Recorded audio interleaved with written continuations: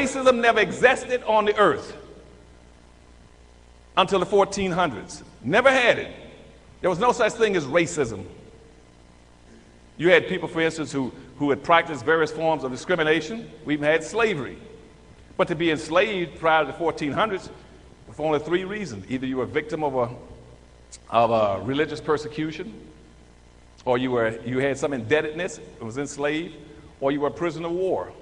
Those are the only three reasons you could be enslaved until the 1400s. About 1442, when Magellan, he went around, Henry the Navigator rather, went around the coast of Africa and picked up about 16 blacks and brought them back in 1442 and gave them to the Pope as gifts.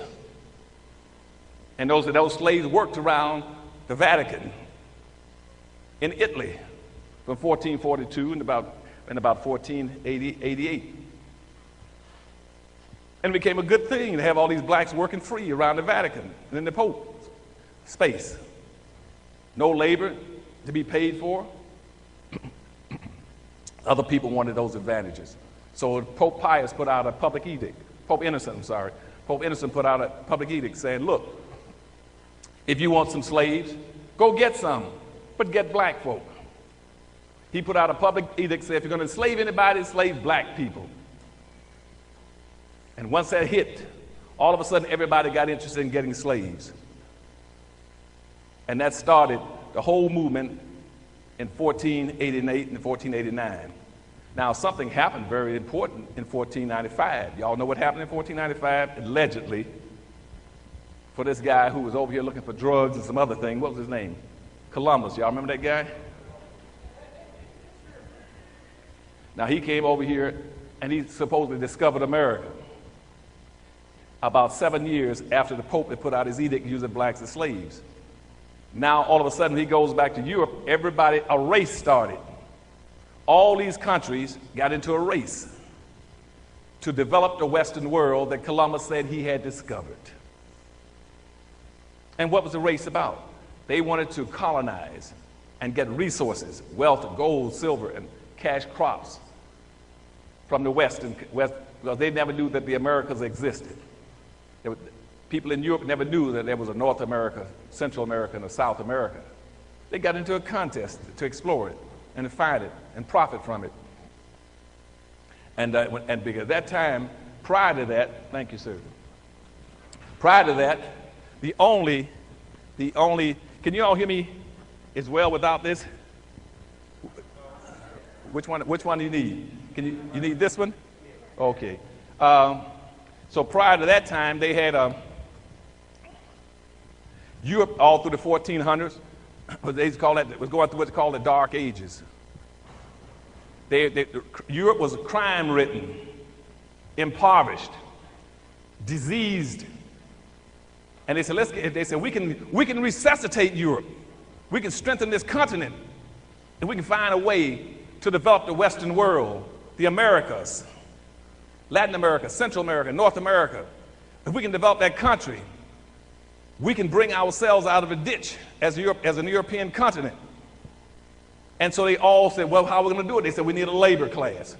So they all rushed down and picked up the Pope's edict and started grabbing blacks off the west coast of Africa.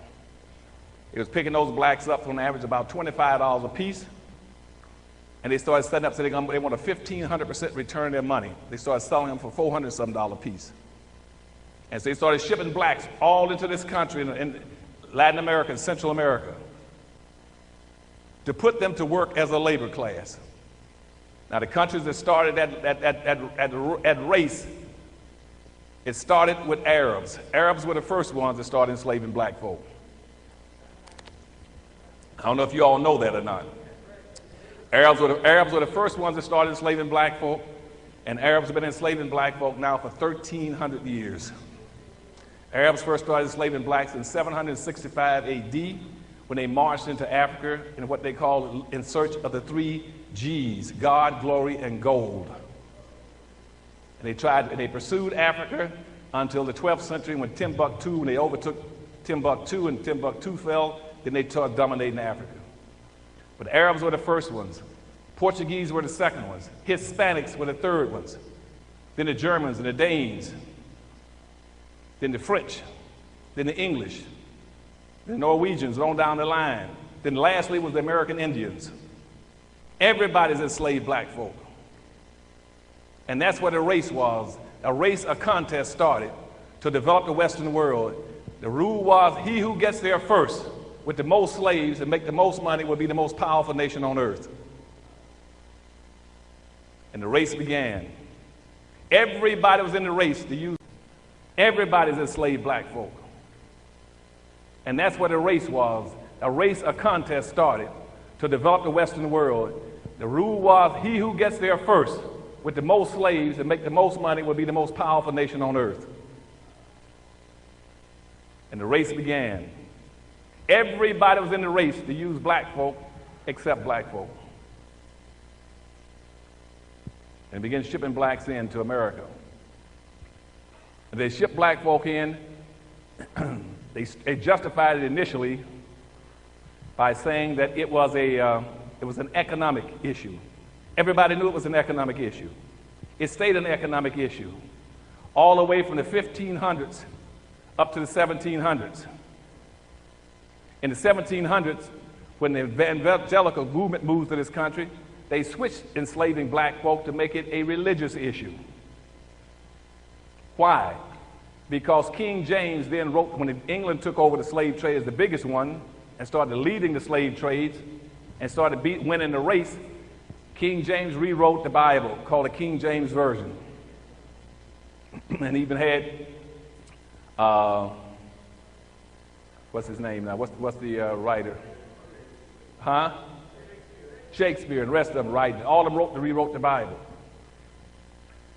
And they rewrote the Bible, then since England was the dominating country for slaves, all the slave states were mandated to use scriptures to justify enslaving the black people. So religion then became a means of codifying slavery. And then the slave owners started teaching black folk that when you hear me talk about the master and the slave in the Bible, on earth, it's the white man is the master and you're the slave. And you're mandated to do three things. One, to accept your station in life. Two, to be humble and obedient. Three, to work hard and don't steal and don't lie. And lastly, to look for pie in the sky after death. And that stayed true up until about 1880. At that time, religion was the justification for slavery. This is important for you now. Slavery then moved from being an economic issue to a religious issue. It stayed a religious issue up until about 1859, again on the eve of the Civil War. On the eve of the Civil War, a guy named Darwin, Charles Darwin. Remember Charles Darwin? He wrote a book called The Survival of the Species, or The Survival of the Fittest. And what he's been doing, along with a lot of other pseudoscientists, was trying to connect a linkage between the lowest and the highest in life. What he was saying is that, is an amoeba that's that small, is it greater or smaller than an elephant that's big? Is a blade of grass lower in the chain than a tree? And they kept setting up these vertical systems. They call them genuses and species, going from the lowest of everything to the highest. But by that time, the white society had successfully redistributed by 1860 almost 97% of all the wealth and power into the hands of the dominant white society. The race was nearly over by 1860 or 1859 when Charles Darwin wrote his book. And they looked around and said, look, they're whites, now let's get to human beings. We worked out the relationship between between a bush and a tree and an amoeba and an elephant. But look at the black. The black has nothing, he's on the bottom, and the white master's on the top. He owns and controls everything with all the education. So obviously the white man must be superior to the black man. And so then all of a sudden, racism and the whole issue switched. Slavery all switched from being a religious issue, it became a biological issue. When it became a biological issue, all governments mandated that you must put a person's race on his birth certificate, driver's license, whatever it is. It became a biological issue. But the race was over then.